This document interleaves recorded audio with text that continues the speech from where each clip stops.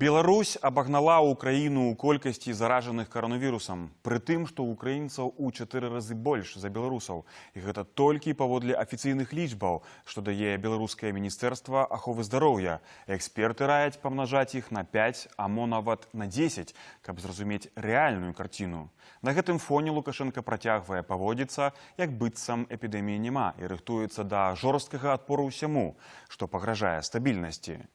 Што хаваецца за дзеяннямі кіраўніка Беларусі і чаго чакаць беларусам ад уладаў падчас пандэміі? Адказ шукаў Дмитрий Мицкевич. У нас в стране не умер ни один человек от коронавируса. Ни один. На фоне таких заяваў ужо і не здзіўляешся правядзенню агульнарэспубліканскага суботніку, які ўлады анансавалі на 25 красавіка. Вось дзе цвердалобасць, бо нават кіраўніцтва расійскай праваслаўнай царквы ў Беларусі заклікала вернікаў не наведваць святыні менавіта з прычыны коронавірусаў. Хоць самі богослужэнні працягнуць адбывацца. Всех призываю лучше дома в этом году и на праздник Пасху, и на Радоницу помолиться дома, воздыхая о своих близких, ну и, конечно, прославляя воскресшего Христа Спасителя. Однако не все верники прислуховываются до митрополита. Я буду в церкви. Это моя традиция. Я редко бываю, но на Рождество и Пасху я всегда в церкви. Паводле кіраўніка місіі Еўрапейскага рэгіянальнага бюро САС Патрыка О'Коннара, Беларусь уваходзіць у новую фазу эвалюцыі ўспышкі COVID-19. І цяпер час рыхтавацца да горшых сцэнароў ды ўмацоўваць узаемадзеянне ўраду з усім грамадствам. Адпаведна, камунікатыўная стратэгія Лукашэнкі на гэтым фоне выглядае як мінімум дзіўна. Ён спрабуе нейкім чынам, як умее, да, ён проста не валодае іншымі методыкамі, ён спрабуе паспрыяць адносна спакойнаму ўспрыняццю сітуацыі. То есть ён спрабуе збіць магчымую паніку. Ну, на жаль, тое, што ён робіць, яно не збівае паніку, яно наадварот яе правакуе.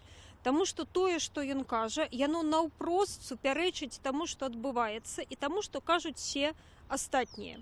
Складваецца ўражанне, што і астатнія чыноўнікі дзейнічаюць ды выступаюць без нейкай каардынацыі.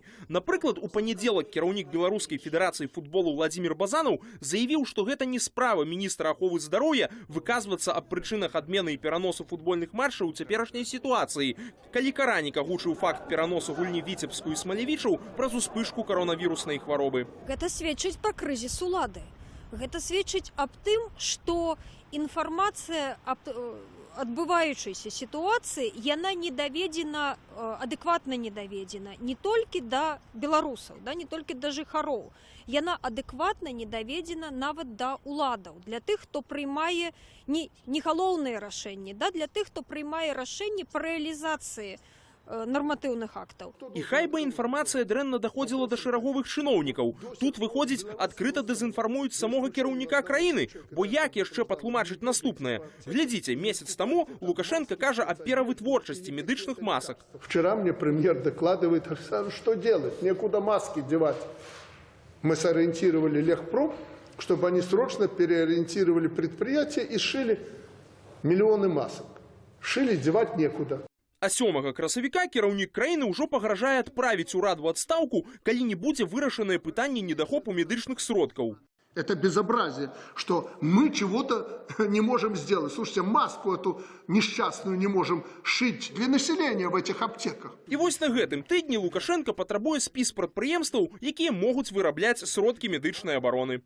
А мы, то, что можем сделать сами, и деньги оставить у себя в стране, мы втридорого начинаем покупать за пределами страны. Я имею в виду вот эти средства защиты, маски, респираторы и так далее. Поэтому я попрошу, Петрович, вы мне подготовьте по стране, кто занимается производством сейчас этих средств защиты и кто может заниматься. Каму тады давалі, ды хто выканаў загад пашыць мільёны масак? І галоўнае, куды яны падзеліся? Не дзіва, што на такія рэчы звяртаюць увагу медыі, што, праўда, не толькі айчынныя. І гэту сітуацыю старанна раскачваюць расійскія СМІ.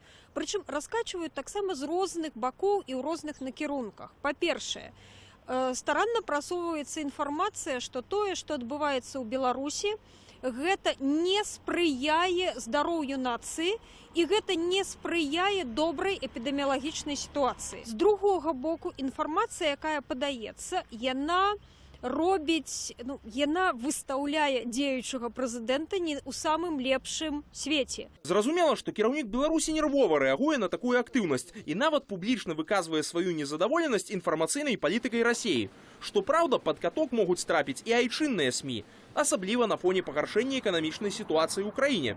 Існуе небяспека, што са скарачэннем бюджэтных выдаткаў у сілавых структураў з'явіцца спакуса выкарыстаць нязначныя ці нават уяўныя пагрозы рэжыму для стварэння вобраза ворага, каб паспяхова змагацца за фінансавыя рэсурсы. Яны разумеюць перед сабой задачу захаваць кіруемасць працэсу, захаваць разуменне, што гаспадар ёсць і што гэты гаспадар па-ранейшаму моцны. Калі будуць нейкія выклікі, то на іх можна рэагаваць дастаткова жорстка. І гэта можа таксама прадугледжваць такія рэпрэсіўныя падыходы. З другога боку, менавіта незайздроснае эканамічнае становішча можа прымусіць улады Беларусі, калі не пайсці насустрач грамадзянскай супольнасці, дык хоць бы не падвышаць градус агрэсіі. Бо няпэўнасць у стасунках з Расіяй ды Кітаем пакідае мала варыянтаў для кіраўніцтва краіны, каб прыцягнуць знешнюю дапамогу для барацьбы з эканамічнымі наступствамі крызісу. Хаця, канешне, зараз пытанні правоў чалавека і дэмакратыі яны адышлі крыху на больш далёкую перспектыву, на другі план падчас тых каронавірусаў, але тым не менш вот эта базовая неабходнасць сябраваць з Захадам, яна застаецца. І наадварот, у гэтыя складаныя часы для беларускай эканомікі гэта неабходнасць будзе яшчэ больш узрастаць. Асабліва на фоне прагнозаў адмыслоўцаў. Гэтак, згодна з найгоршым сцэнаром развіцця падзеяў, Беларусь сёлета чакае падзенне ВУП аж на 10%, а беспрацоўным можа застацца кожны трэці беларус.